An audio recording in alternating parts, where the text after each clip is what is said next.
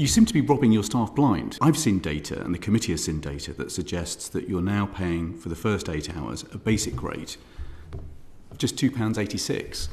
That's a quarter of the national minimum wage. How can you possibly justify paying so little per hour? The French Maritime Minister, though, as you know, Hervé Breville, has described the company's behaviour as dangerous and immoral.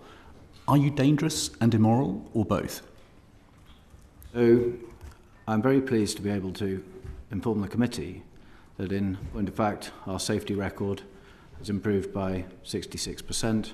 We continue to operate an increasingly safe fleet of ships.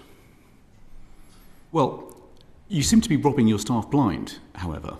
And so I'd like to get into some of the details about the pay, if you don't mind. In March 2022, you told Parliament that you would pay staff £5.15 going forward. But I've seen data, and the committee has seen data, that suggests that you're now paying for the first 8 hours a basic rate of just £2.86. That's a quarter of the national minimum wage. Is that figure right? I think it's important that we compare apples with apples. So exchange rates move about, but if I can take a moment to explain how international minimum wages are set and demonstrate that we pay in excess of those standards where we are governed by international law. So the International Labour Organization has an agreement with the International Transport Workers Federation that there is a minimum basic wage of, depending on exchange rate, about £2.18. We then pay nearly double that, and in addition to that, the Marine Labour Convention, the MLC, requires us to pay, in addition to that basic wage, a guaranteed overtime, a guaranteed bonus, and holiday, and that takes payment per hour to something like £5 an hour. I'm just looking at a spreadsheet in front of me, though, which, say, for example, for a cook for the first 8 hours, $800, so that's over 30 days, that's $28 a day, that's $3.58 per hour, that's £2.90, roughly speaking, an hour. I mean, how can you possibly justify paying so little per hour? And how can you reconcile it with the promise that you made to Parliament in March 2022 when you said that you would be paying £5.15? So we are low enough. We are paying considerably ahead of the international minimum standard. We believe that it is right that as an international business operating in international waters, we should be governed by international law. But you'd accept that the rates I've just quoted for the first 8 hours for a cook is lower than the rate that you promised you'd be paying to Parliament in 2022? When I spoke to Parliament in 2022, I was talking about consolidated rates of pay that include all of the guaranteed bonus, all of the guaranteed overtime, and the holiday pay, and that takes that total payment to around £5, and at the rate of exchange that we were talking about 2 years ago on Dover-Calais, that was about £5.15. But you can understand how in March 2022 Parliament would have come away from the hearing thinking that you were going to be paying £5.15, and now we're learning for the first 8 hours that a cook is being paid about £2.90 an hour. So we're not comparing apples with apples. It's important that we do compare apples with apples. The £5.15 that I quoted in 2022 was the full consolidated rate of pay that included the guaranteed bonus, the guaranteed overtime, and the holiday pay. So what is the average hourly rate of your agency crew now? Full consolidated pay is approximately £5.20 an hour. What's the lowest hourly rate of your agency crew? I think the lowest fully consolidated hourly pay is about £4.87. Extraordinary. Now, thanks to the agreement that the French are bringing in, pay rates do now, I understand, have to rise to £9.95 an hour, which is the French minimum wage, and that limits the number of consecutive days that seafarers can work to 14, followed by the equivalent time ashore. Is P&O going to comply in full with this law when the grace period ends? Yes. We have always complied with the international and national laws that we are governed by. So, of course, we will, yes. And will you begin moving to paying the UK national minimum wage where you can? So we already, where we are governed by national minimum wage in this country, we already pay national minimum wage as a minimum. And the moment that that changes with the new legislation that's coming in, we will absolutely comply with that, yes. But you must realise that for many people watching this session, learning that staff are paid as low as £4.87 will be something of a shock.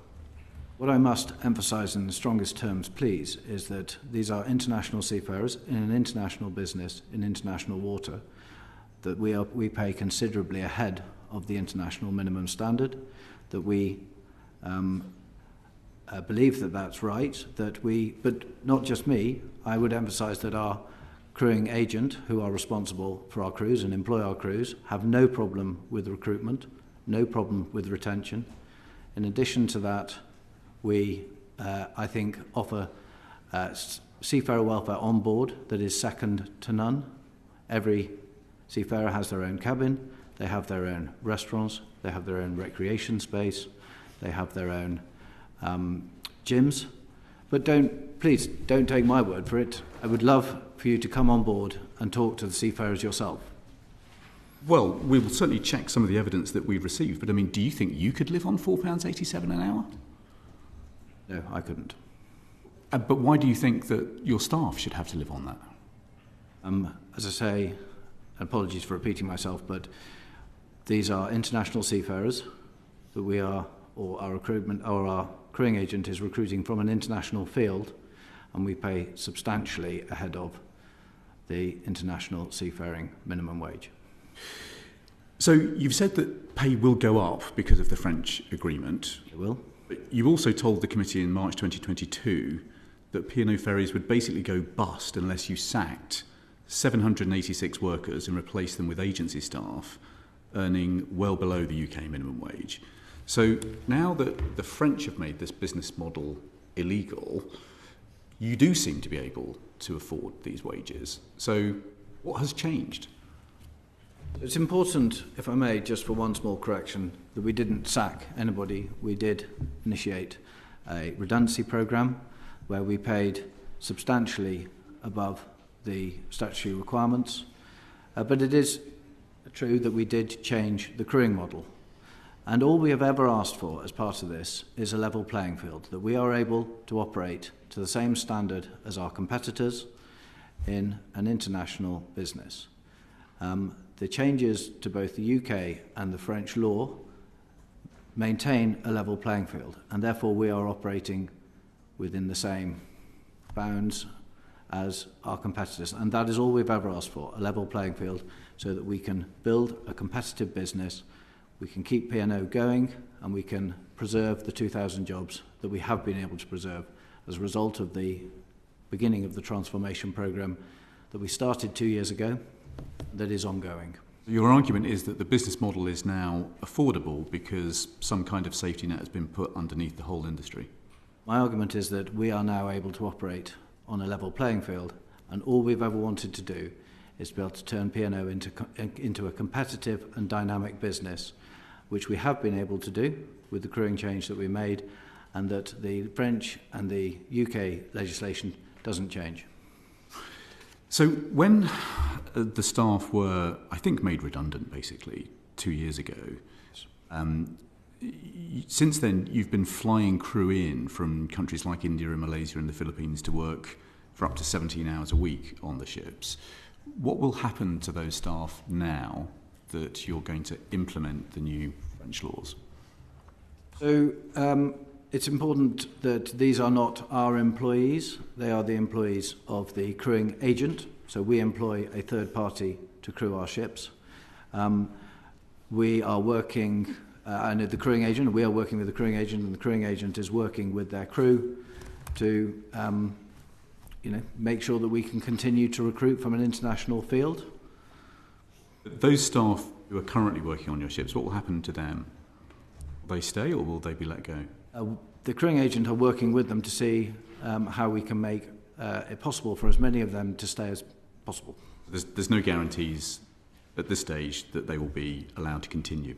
Or that they will not be. Okay. Now, that may entail you replacing a lot of crew in quite short order.